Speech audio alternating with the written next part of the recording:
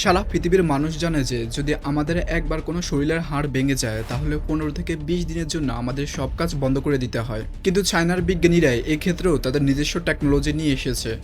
আগে কি হতো, আপনি কোনো মারামারি করেছেন কিংবা কোথাও থেকে পড়ে গিয়েছেন কিংবা কোনো অ্যাক্সিডেন্ট করেছেন আর এর ফলে আপনার শরীরের কোনো হাড় ভেঙে গিয়েছে, তখন সেটা নিজে নিজে ঠিক হতে কয়েক মাস সময় লেগে যেত এবং অনেক বেশি কেয়ার করার প্রয়োজন হতো। আর পিউপি দিয়ে এ ধরনের প্লাস্টার বেঁধে গলার সাথে রেখে ঘুরতে হতো। আর যদি সিভিয়ার ইনজুরি হতো, মানে মারাত্মকভাবে কোনো হাড় ভেঙে যেত, তাহলে অপারেশন করে এ ধরনের স্টিল রড লাগাতে হতো, যেটা নিয়ে আপনাকে মাসের পর মাস ঘুরতে হতো। আর এই স্টিল রড বের করার জন্য আবারই সার্জারি করে এই রডটা বের করা হতো।